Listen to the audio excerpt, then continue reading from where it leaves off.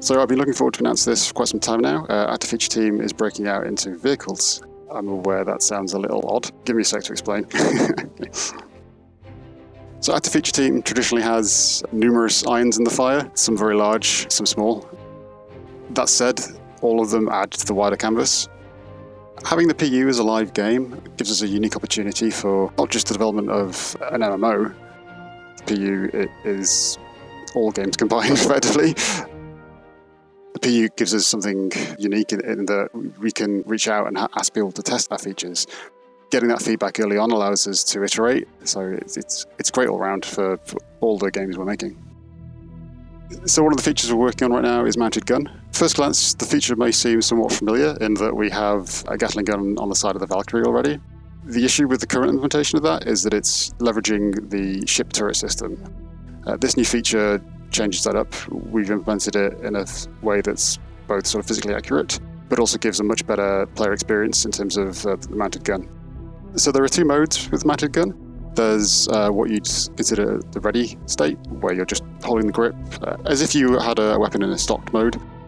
We didn't want to give the impression or the feel of the gun being bolted to the front of the camera, so there's a definite sense of weight and a slight delay in the direction that your gun points to with your character catching up. In addition to that, though, we have ADS mode, which you'll be familiar with just FPS shooters in general and Star Citizen with FPS weapons. That gives more finer control, and obviously you're zoomed in, you're looking down the barrel of the weapon. So the first iteration, we're bringing you a Gatling gun. That's going to be the only weapon available, which is convenient sort of ad hoc locations for you guys to give it a try and see what you think and give us feedback. Not just going to be Gatling guns. The intention is to provide a wide range of weapons. So you're aware of how many weapons we have on our ships. Imagine that on a mounted gun. But moving forward, there's other restrictions to the feature we want to make. Possibility of locations, especially in Squadron and in Theatres of War, you're going to see them cropping up all over the place. So the sky's the limit in terms of the feature, I think. Another feature we're working on, and in fact we've been working on this feature for a little while now, is force reactions. And in this iteration, we're introducing staggers. Stagger really introduces just an extra layer into the combat experience. It's not something that's as disruptive as being knocked down, but it is something noticeable and visceral when you're shot, say, from a 50 cal pistol or a bearing shotgun. You're going to notice it and feel it. The intent has been to just flesh out the whole force reactions feature. We've now got a complete range of severities from being hit from shotguns, pistols, sniper rifles, etc. On top of that, ships make use of this, so it's no longer a case of a slight flinch or a fall in your arse. You can now stagger as a result of your buddy pilot ramming into the nearest station whilst taking off. Again, as mentioned, Active Feature Team is breaking out into vehicles, and I can excitingly announce that our first vehicle will be a cargo trolley.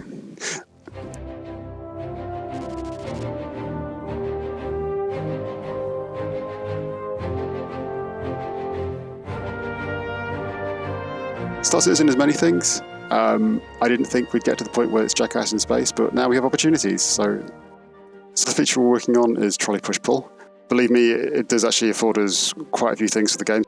For one, it allows us to do cool things like pile corpses onto trolleys and push them around. Who doesn't want to do that? And no, Jared, I'm sorry, that there's not the ability to jump up on the back and ride down a hill. Not in this version, at least, anyway. There is, however, the potential for races. If you and a friend want to push each other around, I can see a new bracket in the Daymar Rally. As a feature, it's been really interesting because we've taken the approach of making it physically accurate. You have little coaster wheels that spin and rotate based on how you're pushing it. If you've ever pushed a trolley cart around a supermarket, you'll know how that goes. But it also expands our toolbox for the level designers. Imagine any FPS or third-person game without some sort of push block you can push around and climb on top of. Not for 3.13, but moving forward, the intent is to make use of them in various delivery missions and whatnot. And then beyond that, we'll see NPCs and players using them to sort of push cargo around. At a later date, that's going to be a key component in terms of your day-to-day life as moving things around with your ship. So that's three of the features that Active Feature Team are working on, coming to you soon in 3.13. It's gratifying to know that you're working on features that are not just for one game, but for also Squadron 42, Theaters of War, and the PU. And obviously, once you guys have had a chance to give feedback, it does open up far more possibilities for people putting videos on Reddit, which is obviously one of the reasons I'm making this game. The symbiotic nature of developing multiple games in simultaneous fashion means that testing for one is often testing for all. And through these new additions to Star Citizen, the same functionalities are also added to Theaters of War and Squadron 42. And if maybe shopping carts and mounted machine guns aren't your thing, note, ask Chris about shopping carts on mounted machine guns. We've got a sprint report for you full of environmental goodness. Let's take a look. Let's start things off by checking back in with the continuing development of ship-to-station docking, which, after passing its go, no-go last week, has now moved into the final art phase where teams will begin working on things like the final levels of detail, signage, and overall polish in the month ahead. Now, while this certainly looks great already, it has been, as is usual with any brand new workflow, a bit of a setup challenge to get the animations working just the way we'd like. But solid progress is being made, and the team looks forward to finishing this out with proper lighting and the big bulkhead doors in the coming weeks. The Planet Content team recently completed a sprint on a new type of harvestable being added to surfaces in the upcoming Alpha 3.13. The Degnus root is a microalgae that was first discovered in the shallow coastlines of Terra Prime. Now, although it is often used for cooking, Degnus can be most commonly found in medical products, thanks to its unique blend of nutrients. Astute followers of the public roadmap may have noticed the continuing polish of planets and moons in the Stanton system over the last several patches, and work continues with this look at recent efforts on Lyria, where the team never quite felt it hit the internal benchmark they were looking for, but with updates to both the materials and asset packs is now closer than ever before. They're also working on a return to the corals found around the oceans of Hurston that uses new scan data and includes fun additions like starfish, which I'm told will be sci-fi'd up a bit before release. Space starfish, coming at ya. It's also important to note that a placement pass is still pending, so none of this should be quite as dense when you see it in Alpha 3.13. Fingers crossed. Looking a bit farther ahead, whiteboxing continues of several of the colonialism outpost buildings we've seen concepted over the last several months, using the idea of a small home as their starting point. You can see things like the standalone battery pack, the rooftop solar panels, and life support units. They've also begun to box out the small garage unit that can comfortably fit an Ursa rover, as well as a ladder up to the roof because we're always thinking about advanced traversal options, as well as some tests using the recently revealed terrain modification tool to see how the overall buildings work with the smoothing volumes. Internally, the team has also begun blocking out the social spaces, the brush extensions that connect each individual module, figuring out where they can hide the placement of viz areas and runtime probes so that they don't create visible seams for players to see, exploring the potential return of the conversation pit, because everything old becomes new again, hab units for players to decorate and store items, and this party in the bathroom. There's a seashells joke here, but I'm not going to make it. Outside, pre-production has begun on materials explorations and defining exactly how these structures are constructed in the lore of our universe, from the foundation stones at the bottom and up through the various paint layers, to exploring new types of hard surfaces for the interior edge wear effects, which are designed to remove sharp corners from every surface.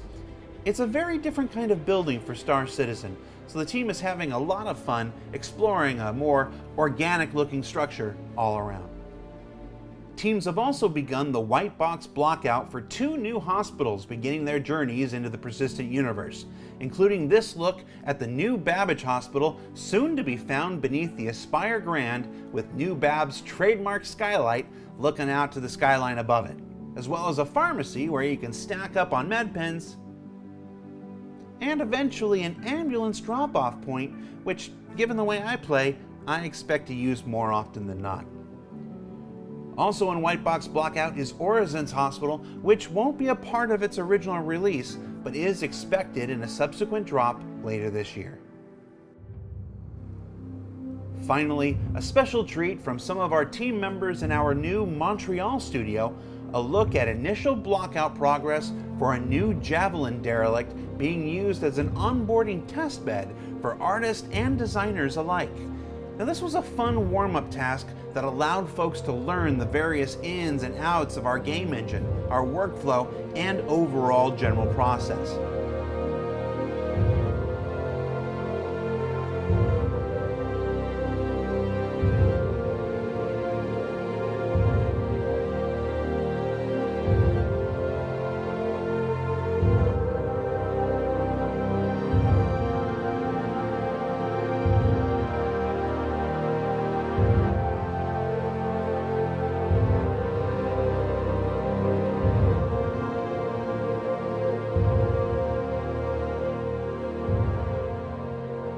Now this was a fun warm-up task that allowed our new team members to learn the various ins and outs of our game engine, our workflow, and our overall development process. And it's delightful to see one of Star Citizen's earliest planetside points of interest potentially evolve into so much more. Now while this was originally just a test, it has inspired everyone that's seen it to explore this idea further later this year. So what did we learn this week? Well, we learned that with staggers and mounted weapons and push-pull trolleys, oh my, the actor feature team continues to delight each and every patch. That there's always room for new harvestables. The hospitals signal the next major step forward in the life and death struggles of Star Citizens in the persistent universe. And that there's no reason a crashed spaceship can't be just as awesome as a fully intact one. Don't forget to check out the return of Calling All Devs tomorrow with Richard Tyrer and more actor feature team goodness. And for Inside Star Citizen, I'm Jared Huckabee. We'll see you all next week.